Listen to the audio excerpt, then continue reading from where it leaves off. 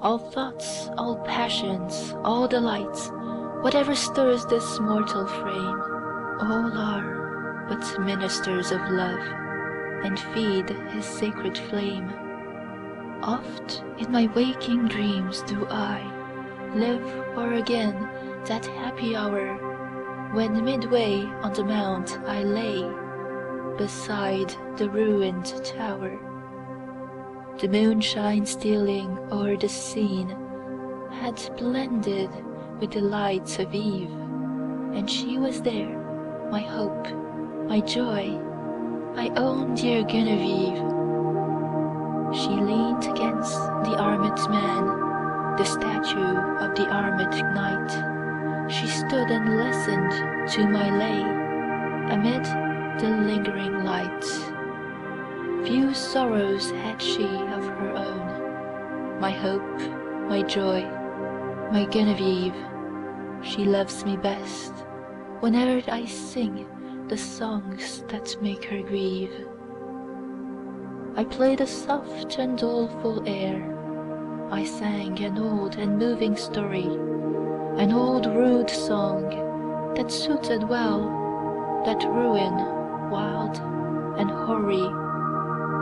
She listened with a flitting blush, with downcast eyes and modest grace, for well she knew I could not choose but gaze upon her face. I told her of the knight that wore upon his shield a burning brand, and that for 10 long years he wooed the lady of the land. I told her how he pinned, and the deep, the low, the pleading tone with which I sang another's love interpreted my own. She listened with a flitting blush, with downcast eyes and modest grace, and she forgave me that I gazed too fondly on her face.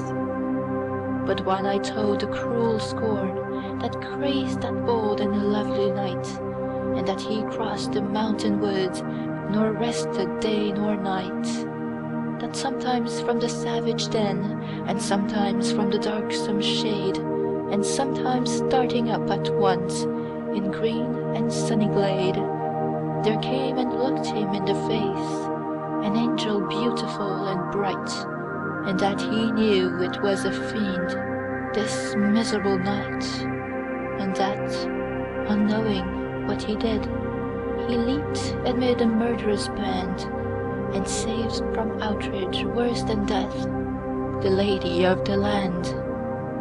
And how she wept and clasped his knees, and how she tended him in vain, and ever strove to expiate the scorn that crazed his brain, and that she nursed him in a cave, and how his madness went away when on the yellow forest leaves a dying man he lay. His dying words, but when I reached that tenderest strain of all the ditty, my faltering voice and pausing harp disturbed her soul with pity. All impulses of soul and sense had thrilled my guileless Genevieve, the music and the doleful tale, the rich and balmy eve, and hopes and fears that kindle hope, an undistinguishable throng, and gentle wishes long subdued and cherished long. She wept with pity and delight, she blushed with love and virgin shame, and like the murmur of a dream, I heard her breathe my name. Her bosom heaved, she stepped aside, as conscious of my look she stepped. Then suddenly, with timorous eye, she fled to me and wept. She half enclosed me with her arms, she pressed me with a meek embrace, and bending back her head, looked up, and gazed upon my face. 'Twas partly love, and partly fear, and partly 'twas a bashful art, that I might rather feel than see the swelling of her heart.